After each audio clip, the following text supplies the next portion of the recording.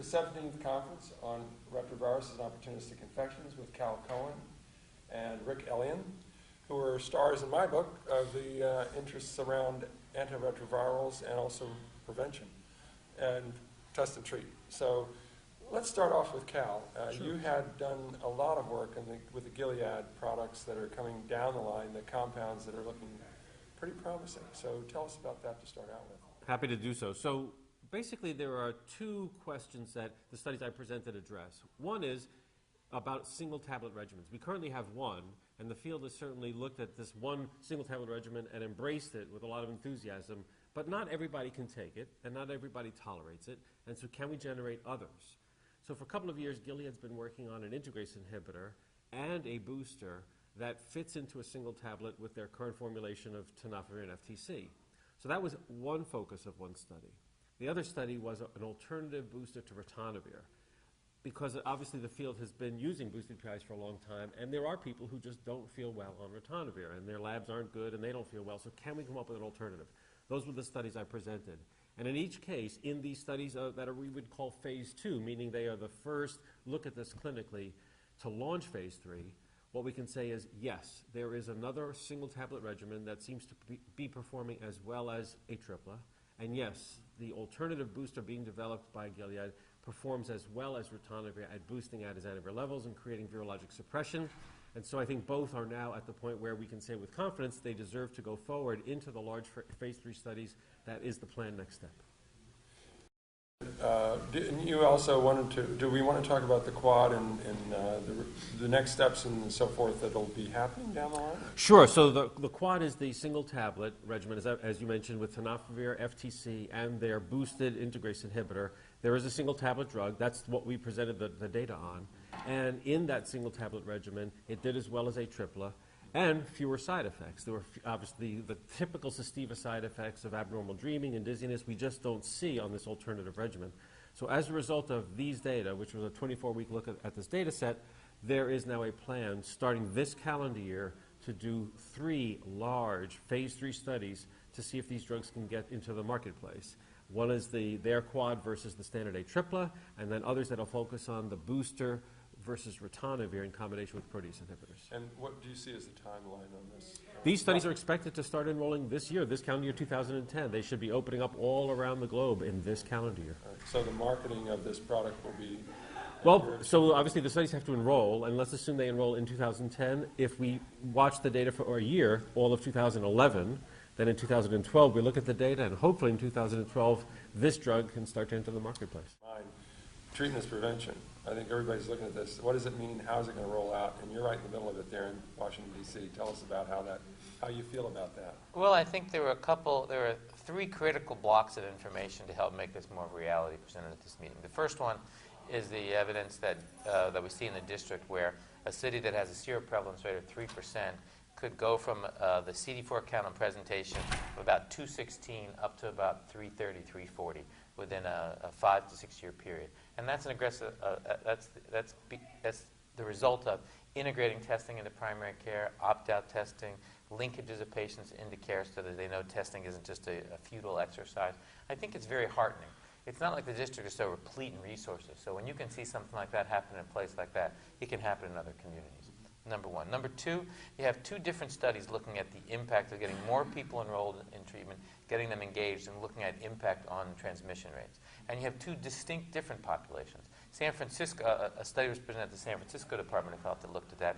Now, granted, the epidemic in San Francisco is somewhat heterogeneous, but there's certainly a high proportion of MSMs in San Francisco and in that community. And you saw a significant decline in incidence rate that went along with a measure of a surrogate marker for the community, a community viral load, showing that as the amount of viral load in the community declined, the rate of new infections declined. You then have a companion study that was very similarly in Vancouver that focused on IV drug users. Heretofore thought to be a group of patients not easy to recruit in trials, harder to reach, more resistant to the kind of benefits we've seen to other communities affected by HIV. And they had almost a similar kind of reduction, a 50% reduction in incidence based on rolling treatment out.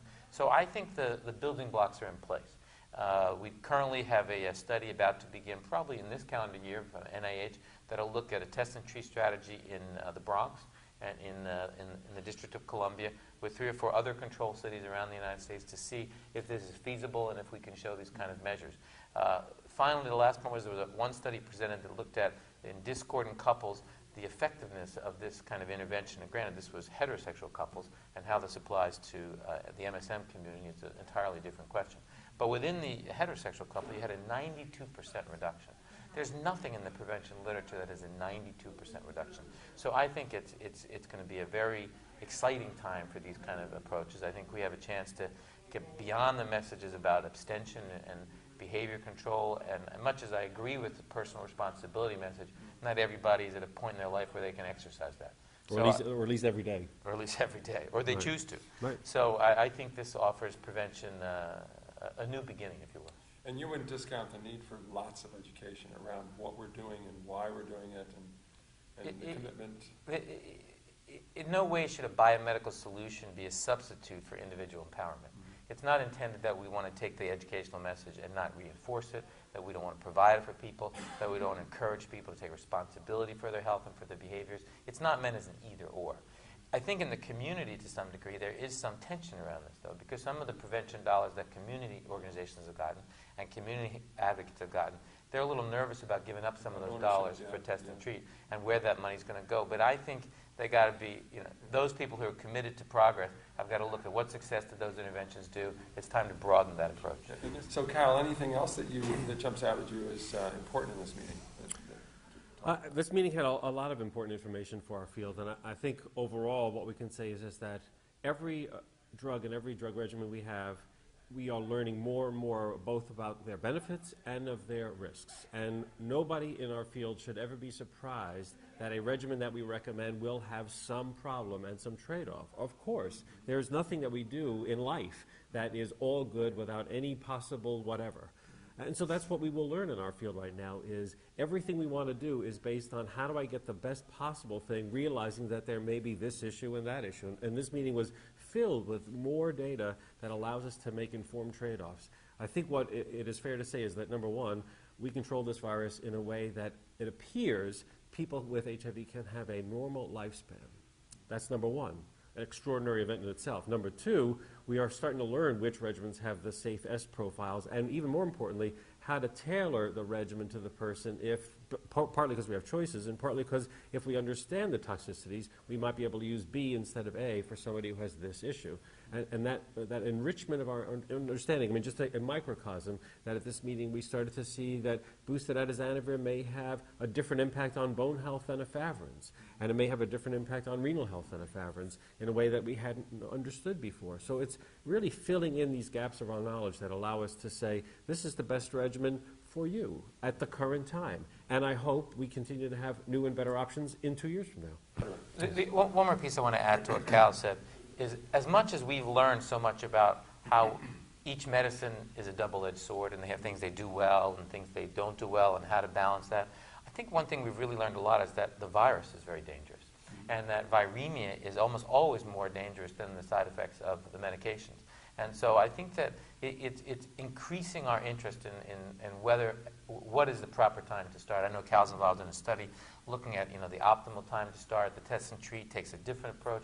But I think this is a time for patients to get mobilized if they're HIV positive and clearly make a decision that you've made after deliberation. Am I going to start now or not? Because there's great evidence and great momentum to encourage people, but there's still some doubts about that, and I think patients need to review that with a clinician. Well, let's put it this way. We're removing the barriers that historically have been in the way of being ready, mainly the issues of drug toxicities, right? So as we find better drugs, and I agree with you, people who come in to see me, if they're not ready, I ask, so why aren't you ready? And most of that is because they have a picture of treatment that we don't use anymore. And so I say, well, what if treatment were a lot better? What if? What if I said it was fewer pills once a day and those side effects are rare events? Would that change you? Now, that doesn't mean everybody changes. Some people have just another reluctance, and that's fine. I would certainly respect that. But there are people who just feel that it's the historic version of treatment, not the current version, that's in the way. And there are people who then change their minds and say, had I known, I can revisit this.